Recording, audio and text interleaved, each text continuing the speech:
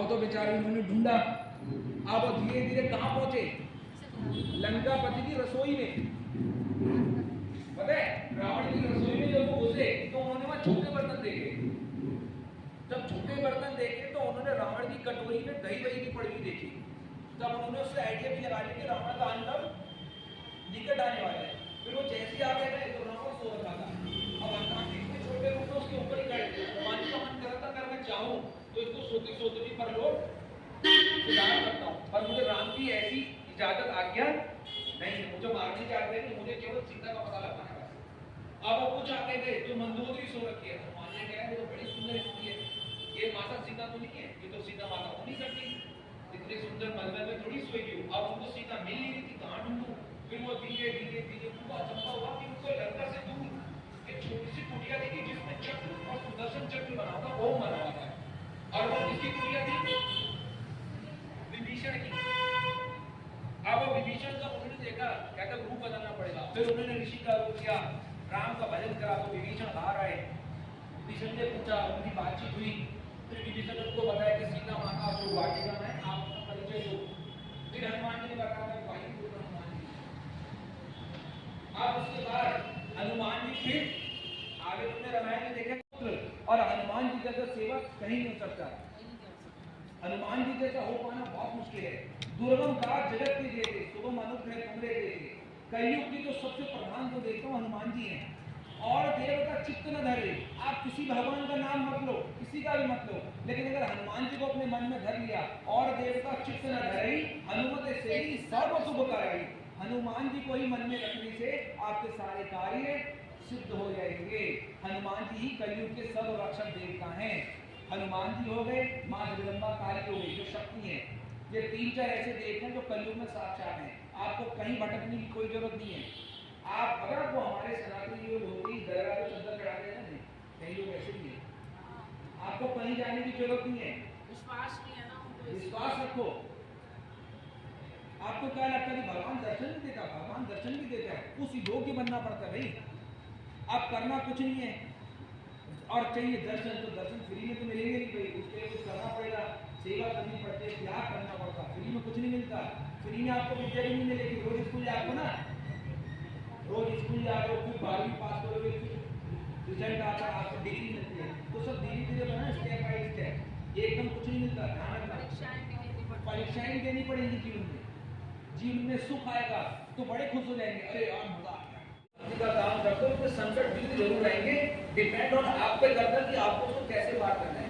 कोई आपको रास्ते में लालच भी दे देगा, छोड़ दे, क्या करेगा, घर चला गया वापस, तो घर नहीं जाना है। जो कार्य आपको सौंपा गया उसको पूर्ण करके आना है, अपने लक्ष्य में ध्यान रखना है। तो हनुमान जी ने अपने लक्ष्य में ध्यान रखा था, मैं नहीं कहीं रुकूंगा, ना मैं कहीं खाना खाऊंगा, ना मैं कहीं पानी पीऊंगा, मैं सबसे पहले सिया माता सीता की खोज कर जाऊंगा, जो राम का काम है।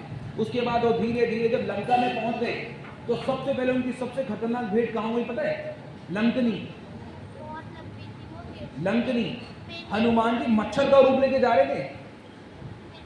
अब लंकनी ने तब भी उसको देख लिया, अरे मच्छर कहाँ जा रहा है, मैं लंकनी हूँ, इस पूरी जो लंका नगरी है ये मैं ही हूँ, इस मेन गेट में मैं ही विराजती हूँ, मेरी इच्छा के बिना यमराज के अंदर नहीं जा सकता, और तुम मच्छर के रूप में जा रहे हैं। तो हनुमान जी अपने छोटे के रूप में आए। उन्होंने बोला माता मैं बड़ा दूर से आया हूँ, मैं कहीं से आ रहा था, तो ये लंका मुझे बड़ी सुंदर नगरी लगी है, तो सोचा थोड़ा घूम फिर के आ जाऊं। तो कहते मैं जाऊं, कहते नहीं जाना नहीं है तेरे को, तुझे सीधा ऊपर मैं भेजूंगी परलोक में। अब लंकनी जैसे उनको पैर वैर मारती तो हनुमान जी उधर उधर होते हैं, फिर हनुमान जी बड़े होते हैं। तो तुम्हें सुना भी होगा मुष्टि का एक, कि लंकनी को सिर्फ उन्होंने केवल एक मुष्टि का यानी एक ही घूसा मारा, और लंकनी का मुंह टेढ़ा हो गया यहाँ से इधर को, उतने नहीं वो परलोक सिधर जाती। फिर लंकनी ने बोला मैं समझ गई, मुझे ब्रह्मा जी ने पहले ही बोल दिया था कि जिस दिन एक बानर सीता माता को। तो सुनना एक बहुत बड़ी बात है। सबसे पहले आप सुनना, और दूसरी बात यह है कि आप क्लास में आए, इससे ये पता चलता है कि फर्स्ट आप है एक स्टडी में रहते हुए बच्चे 9th और 12th के बच्चे जो है मंदिर में आए। मैं आपको सही बात बताऊँ, ठीक है ना, क्योंकि आजकल के बच्चे मंदिर में आना पसंद नहीं करते, उनको शर्म आती है, उनके दोस्त क्या कहेंगे।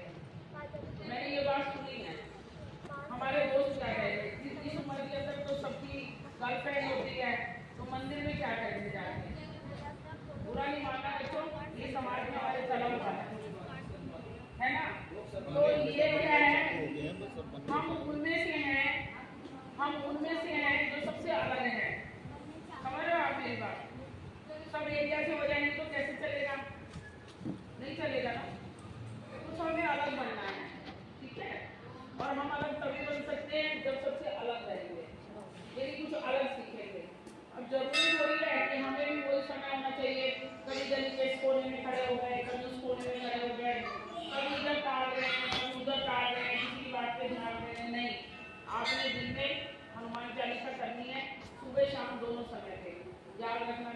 अगर जिंदगी में सफल होना चाहते हो, सुबह उठते ही सबसे पहले प्रणाम करना धरती माता को, अपने हाथों को देखना है, उसके बाद अपने बड़ों को प्रणाम करना है।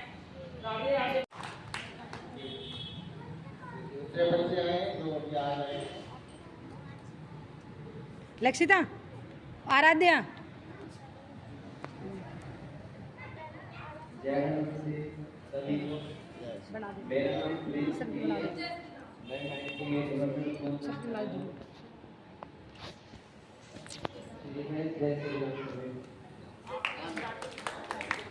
जोर से बुलाएगी भी भाई, हाथ कर दी बच्चों ने